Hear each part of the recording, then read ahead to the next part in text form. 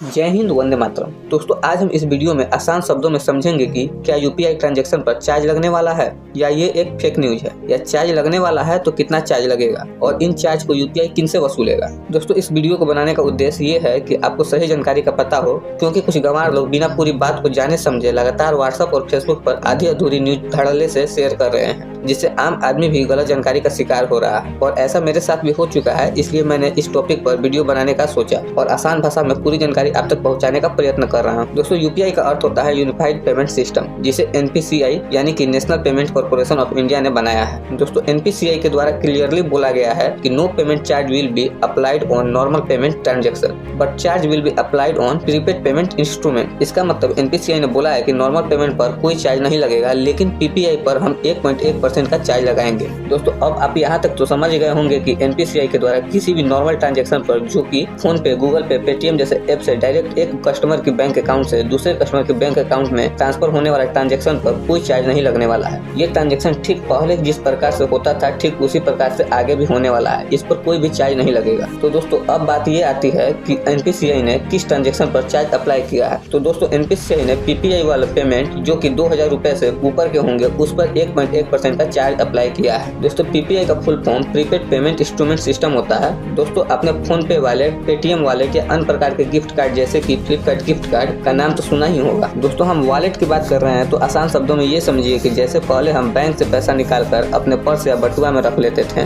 ठीक उसी प्रकार फोन पे और पेटीएम जैसी कंपनी का वॉलेट सिस्टम का भी काम है। दोस्तों, जैसे हम पहले बैंक से पैसा निकालकर अपने पर्स या बटुए में रखते थे तो वो पैसा बैंक के नियंत्रण से बाहर हो जाता था और उस पर बैंक कोई इंटरेस्ट नहीं बना पाता था, लेकिन वो तो आपका पैसा होता था जिसे आपने खुद निकाला था। लेकिन यहाँ मामला कुछ और है। यहाँ फोन पे और पेटीएम जैसी एप्स अपने एप्स में एक वॉलेट का ऑप्शन देती है, जिसमें कि आप अपने बैंक से पैसे निकालकर उस पेटीएम या फोन पे जैसी एप्स के वॉलेट में जमा कर देते हैं। इससे ये होता है कि पैसा तो बैंक के पास से निकल गया और वह पैसा इन बिचौलिया कंपनियों के पास आ गया, जो कि इस प्रकार के एप्स चलाती हैं। और ये फोन पे, पेटीएम जैसी कंपनी लोगों से पैसा वॉलेट में ऐड करवा कर कोई बैंक बने घूम रही थी। दोस्तों, वॉलेट की तरह ही गिफ्ट कार्ड का भी काम होता है। इसलिए सरकार ने ये फैसला किया है कि इस प्रकार का जो भी यूजर या कस्टमर वॉलेट में 2000 से ऊपर रुपया ऐड करेगा या 2000 से ऊपर का कोई गिफ्ट कार्ड खरीदेगा तो उस पर कंपनी को 1.1% का चार्ज देना पड़ेगा। हाँ दोस्तों, आपने सही सुना। ये जो वॉलेट और गिफ्ट कार्ड जैसे ट्रांजैक्शन पर कस्टमर से एनपीसीआई 1.1% का चार्ज नहीं लेगी। ये कार्ड उन कंपनीज को या ऐप को देना पड़ेगा जो ऐसे वॉलेट और गिफ्ट कार्ड का सेवा प्रदान करते हैं। दोस्तों, पूरे भारत में मात्र 0.1% लोग ही वॉलेट का इस्तेमाल करते हैं और मुझे समझ में नहीं आता है कि आखिर ऐसा क्यों करते। मैं तो यूपीआई की मदद से direct bank to bank transfer करता हूँ। आप कमेंट में जरूर बताएं कि क्या आप वॉलेट का इस्तेमाल करते हैं, और यदि करते हैं तो इसका फायदा क्या है। कमेंट जरूर करें। मैं हर कमेंट पढ़ता हूँ और उसका रिप्लाई करता हूँ। और आपसे एक छोटी सी रिक्वेस्ट है कि ये चैनल अभी बहुत छोटा है, इसे आपकी सपोर्ट की जरूरत है, इसलिए वीडियो को लाइक और चैनल को सब्सक्राइब करके सपोर्ट करें। धन्यवाद।